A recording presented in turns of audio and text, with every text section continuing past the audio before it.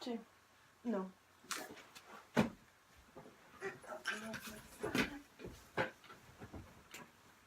I have my books.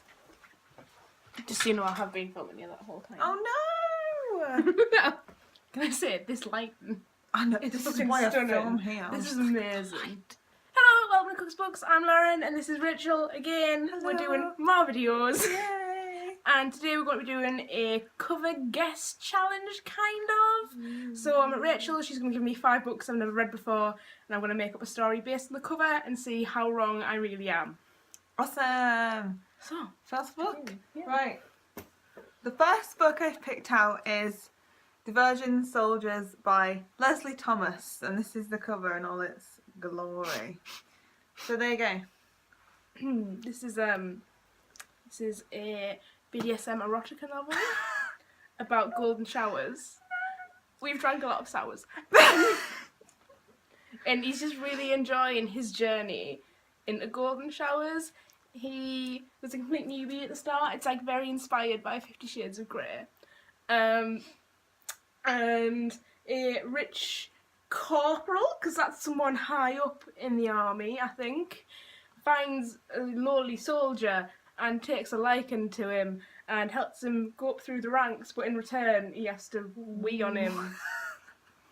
And that's the plot, and then the commanding officer is killed by an IED attack. Oh my god. And he has to go on looking for someone else. Yay! Right. I mean, what actually happens in this book, Rachel? The Virgin, I've not read it, but The Virgin Soldiers is about a group of soldiers who are in a battalion together, and they are just it's just them going through life and doing what they do and talking about girls. But my granddad's in that book. Take it away.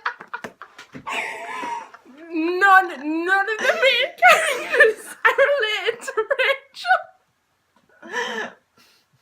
I forgot all about it. You mentioned it in the video. Beautiful. Awesome. Oh my god, that was amazing. Right. Don't tell your parents. Next book, I have The Standoff. It's not called The Standoff. I have Standoff by Andrew Smith. I love Andrew Smith. Here you go. Can it be any worse than the last I one? literally can't. This is presumably because it's got a photograph of a face on the cover. Awful. And it is about a guy who is a bully, and one day someone starts to bully him back, and he gets sad, and then he finds a special book, and the book, he falls into it, and he becomes a cartoon character, and he goes on a cartoon journey to find himself, and he figures out the only reason he was bullying was that he'd been bullied all along by abusive parents. And then he turns back into this guy and lives a wholesome American life. How far off was I? Well, it's set in America, and it's about a bully, but he's the kid being bullied. Because it's a sequel to Winger, and he is the youngest guy in his class, because he's really smart, so he's been moved up like 3 grades. And it's about him trying to make friends and fit in whilst he's like 3 years younger than all the other kids. And so he gets bullied for it, but he meets a bunch of friends when he joins the rugby team. Which I think is what he's doing, but it's like a school coming of age, like college novel. And he draws. He's an artist, so he draws like self-portraits and stuff. So that's what the drawing is. Sounds good. It's really fucking good. Oh, Winger! It's got my heart, man. It's such a beautiful book. I'm just trying really hard not to go back down the route we went down first. Right, are we ready for the next one? Mm-hmm. I have Upstairs at the Party by Linda Grant. Look at that cover right there. And the back. There we go. There's not many hints on this, is I know. there? Upstairs at the party. Basically, there are some middle-class gays.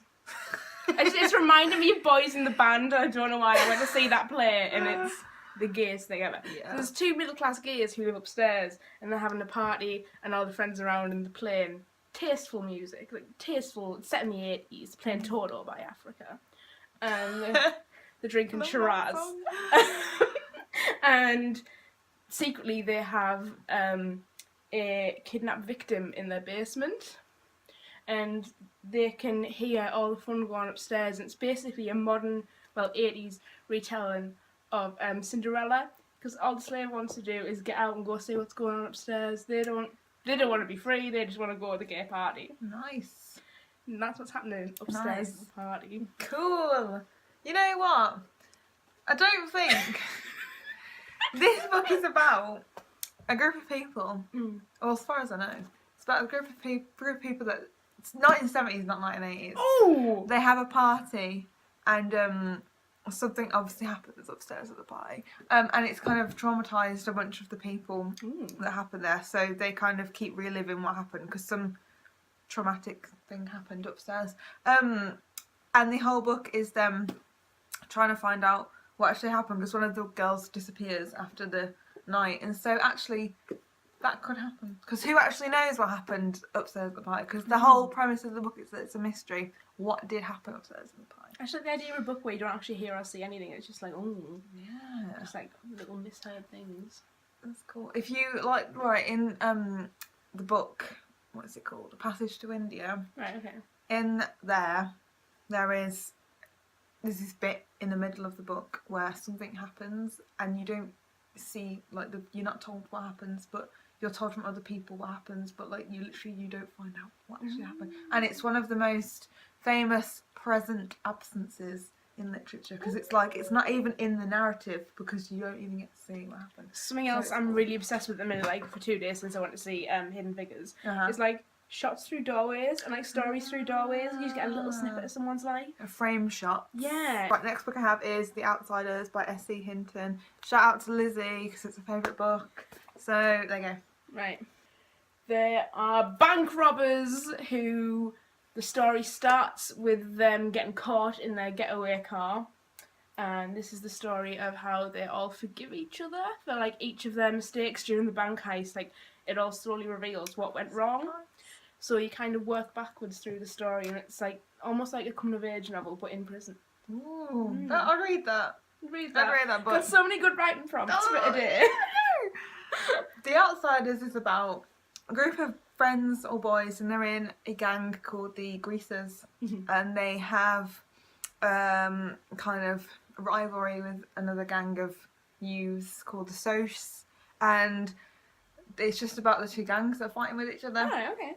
And like one of the guys gets killed in a big like brawl, and so they have to kind of like run away and go into hiding for a bit. But it's this novel about boy friendship. Oh. It's very homoerotic, which is what I like. Tipping the Velvet by Sarah Waters. Oh, I didn't realise this is what this was. I think I do know a little bit about this. What do you know Okay, about it? let's try and see if I do actually know anything about Yes. it. It's about the gays and the theatre.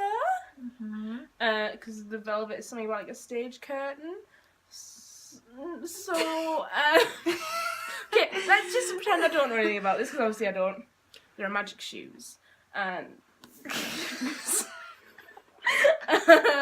and it's like that fairy tale we were talking about earlier, where you put them on, you can't stop dancing, and this girl becomes so famous for dancing that she gets taken to the stage, and she becomes a phenomenon, and her manager forces her to keep the shoes on, even though it's killing her. Shit. And then another girl comes along and is like, I can help you out, and they look similar, so she substitutes in as the girl on the stage. Shit. And then the shoes nearly kill her, and they fall in love. I have no idea. Tipping the Velvet is about a lesbian who falls in love with a girl she sees on stage. And then she joins the act, so they both go on stage together. But then loads of shit happens, and she goes to the city, and she meets a woman who's like a dominatrix, and she gets other girlfriends, and then she becomes a rent boy. Ooh. She starts like dressing up as a guy and then like performing sexual acts on men. It's messed up, but it's really, really good. I know a lot of people who've read it. It's really good. Apparently it's a good adaptation of it. Isn't it set like way back in the Yeah, day? it's set in 18 something, but it's good, and it's very good. But Benedict Cumberbatch is in the adaptation and he does this really stupid Cockney accent. Like, It's he's really, problematic as fuck. Just bless him. Poor Benny, we love him. We love him. Yeah, that's what Tip of the Velvet is. That's all 5. Yeah. So thank you very much. Thank you for letting me just destroy your grandfather. Fine. Gonna picturing my granddad in a erotic book from now on. On that note, before this gets any worse, bye. Bye.